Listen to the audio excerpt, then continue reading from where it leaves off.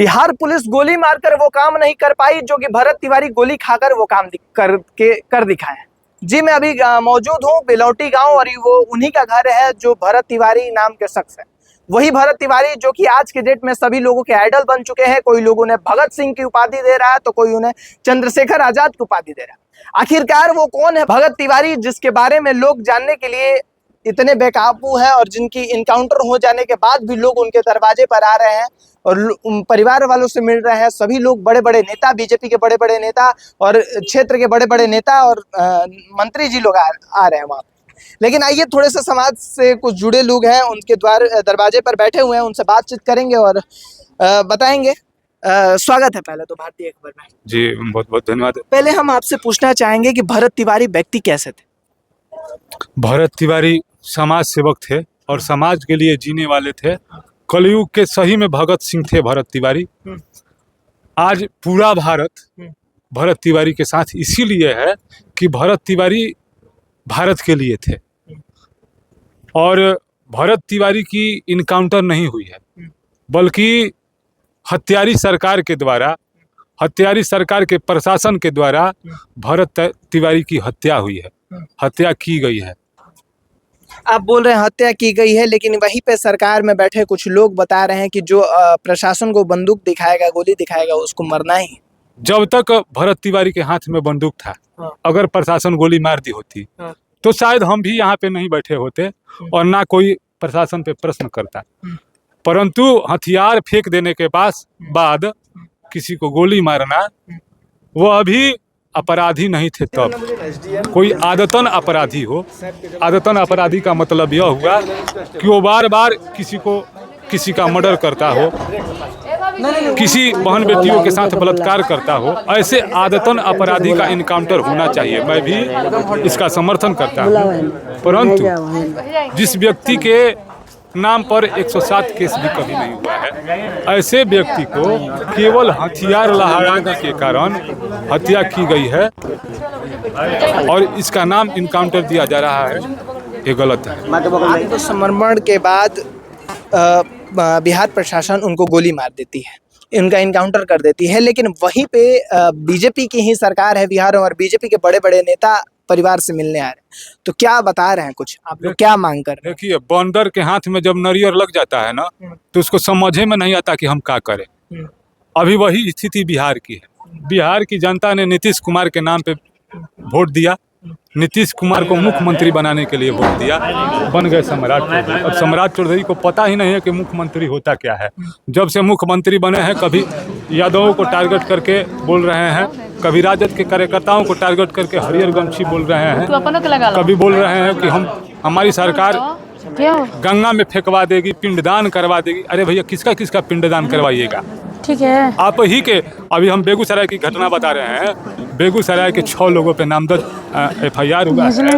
उन लोगों ने एक महिला के साथ पहले रेप किया, उसके बाद उसके प्राइवेट अंग में 6 दिन के बाद निकला है, कारतूस निकला है और लकड़ी का टुकड़ा निकला है। समझिए, वहाँ के लोग कह रहे हैं कि जो आरोपी है वह आरोपी सम्राट चौधरी का नजदीकी है, तो उसका इनकाउंटर करिए ना सम्राट चौधरी जी। मतलब जो अपराधी तबके के लोग हैं उनका इनकाउंटर बिहार पुलिस और बिहार प्रशासन नहीं कर। एकदम कहने का मतलब एकदम प्रशासन के पास हिम्मत ही नहीं है अपराधियों का इनकाउंटर करने। अच्छा, सभी लोग बोल रहे हैं कि भरत तिवारी जो है प्रशासन पर बंदूक तांगे, लेकिन क्या कारण हो सकता है कि भरत तिवारी प्रशासन पर बंदूक तांगने पर विवश हो गए और क्या उद्देश्य था उनका?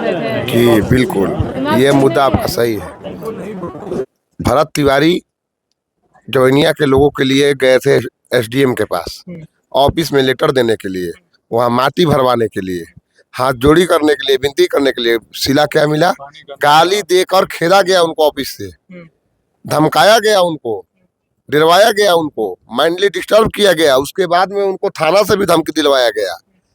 तो उस टाइम क्या करिएगा? उनके जगह पे आप ही रहिएगा या जो भी रहेगा, हम भी रहेंगे, क्या करेंगे? माइंडली डिस्टर्ब, पारिवारिक डिस्टर्ब सब किया जाएगा तो क्या करेगा आदमी? प्रशासन द्वारा उनको मेंटल भी घोषित कर दिया गया है। मेंटल घोषित किया तो मेंटल किया कौन है? प्रशासन ही ने मेंटल किया है। एक अच्छे इंसान को धमकाइएगा, डरवाइएगा, तो परिवार के लिए धमकी दीजिएगा तो क्या होगा? मेंटल डिस्टर्ब ना होगा। मेंटल आदमी, प्रशासन जब बोलिए कि वो मेंटल हो गया तो मेंटल इंतजार थोड़ी करता है। जब बंदूक लिया, पिस्टल लिया, तभी उसी समय धनाधन। यहाँ थाना प्रभारी बैठे थे, कितने गोली लगाए उनको। और ओरिजिनल में अगर बिहार पुलिस सख्त होती तो उसी टाइम हथियार छीन ली होती और छीन के उनको कब्जा में करके जेल भेज देती, कोई दिक्कत नहीं था।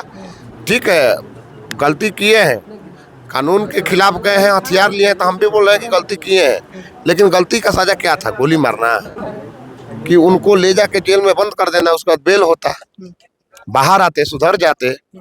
तो आप क्या किए? और जब तक एक बात ये नोट कर लीजिए, जब तक हाथ में हथियार था, औकात नहीं था किसी का भी कि शरीर में टच कर जाए, कोई भी टीम गठित करके आए। और जब हथियार अगला फेंक दिया, आप शर्त मान गए, फिर कौन सी मजबूरी आ गई थी बिहार पुलिस को गोली चलाने के लिए? आज हम बयान देखें प्रभारी जी का, थाना प्रभारी का, कि आत्मरक्षा में गोली चलाए हैं। निहत्था पे आत्मरक्षा में गोली चलाया जाता है? वो तो निहत्था हो गया था ना, जब हथियार उसके हाथ में था तो कहने गोली चलाए। तो प्रूफ के साथ बोल रहे थे, कैमरा के सामने बता रहे थे कि देखिए हम पिस्टल भीग रहे हैं, उसके बाद से गोली चला है।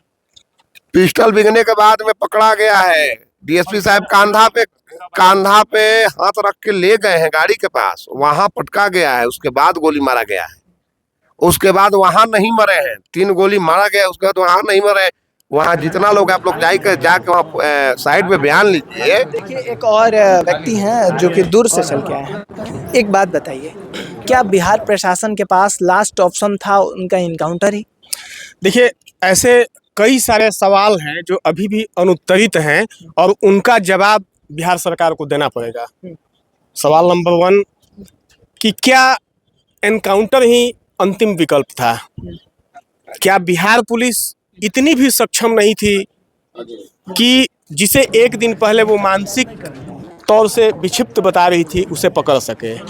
क्या उनकी ट्रेनिंग इतनी भी अच्छी नहीं है बिहार पुलिस की कि ऐसे व्यक्ति को, हथियार लहराते व्यक्ति को पकड़कर जेल में डाला जा सके या मानसिक आरोग्यशाला में डाला जा सके?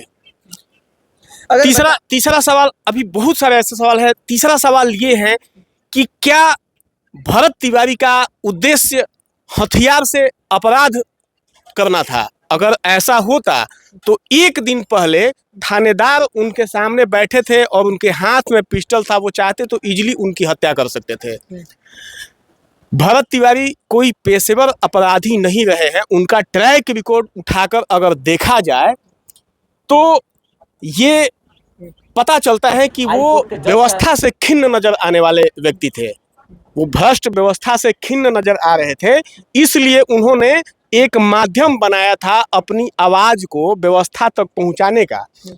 चौथा और सबसे महत्वपूर्ण सवाल ये है कि क्या हमारे बिहार के जो मुख्यमंत्री हैं उनको बिहार के डीजीपी ने सही सूचना पहुंचाई थी, या बिहार के जो मुख्यमंत्री हैं उन्होंने जानबूझकर ऐसा स्टेटमेंट दिया कि हमारी पुलिस के आगे। एक तरफ भारतीय जनता पार्टी की सरकार है बिहार में, दूसरी तरफ भारतीय जनता पार्टी के बड़े बड़े नेता और बड़े बड़े लोग पोस्ट के माध्यम से आ रहे हैं, बता रहे हैं, लेकिन दूसरी तरफ वही पार्टी के कुछ नेता ऐसे हैं जो कि वेल्डन बिहार पुलिस बता रहे हैं, बोल रहे हैं कि बिहार पुलिस के प्रशासन के ऊपर कोई बंदूक टानेगा तो कोई अगरबत्ती थोड़ी दिखाएगा। वो देखिए, ऐसे लोग तो बस उल्टे पुल्टे अनर्गल बयान देकर और अपने आप को चर्चा में लाना चाहते हैं। मैं कहता हूं कि उन लोगों को माफ़ी मांगनी चाहिए, क्योंकि ये किसी जाति धर्म संप्रदाय से जुड़ा हुआ मसला नहीं है। अपराधी की कोई जाति नहीं होती। अगर वो पेशेवर अपराधी हो तो भरत तिवारी कहीं से भी अपराधी नहीं है। 2020 का एक पत्र जारी हुआ है जिसमें उन्होंने अपने पूरे शरीर को कोरोना वायरस के परीक्षण के लिए दान करने की बात कही है। उन्होंने प्रधानमंत्री को पत्र लिखा है। उनके जितने सारे, आप पुराने वीडियो देखिएगा, आप जवैनिया गांव के लोगों के लिए जो बाढ़ पीड़ित थे, जिनको यहाँ पे बसाया गया, उसके लिए वो लड़ाई लड़ रहे थे कि अगर यहाँ पर जमीन सरकार के लिए द्वारा दी गई है तो वो जमीन अभी भी निचली जगह पर है, जिसे भरवाने में ही जो उनको आवंटित किया जा रहा है इंदिरा आवास के लिए, उसका आधा पैसा तो उसी में लग जाएगा। तो सरकार या तो ऊंची जगह दे या फिर इसका मिट्टी भरवा कर दे। वो हमेशा लोगों की आवाज़ उठाते रहे हैं। तो मतलब बिहार प्रशासन में जो बड़े बड़े अपराधी हैं, जो बड़े बड़े गैंगस्टर हैं, उनके सामने उनकी बंदूकें नहीं चलती है, उनके सामने उनका बल नहीं चलता है। बस ऐसे ऐसे लोग को देखते हैं जिसका आपराधिक मामला ही एक भी नहीं था, जिस पे सबसे शून्य कहा जाता है, सबसे छोटा धारा कहा जाता है 107, वो 107 भी धारा उस व्यक्ति पर नहीं था, भरत तिवारी पर।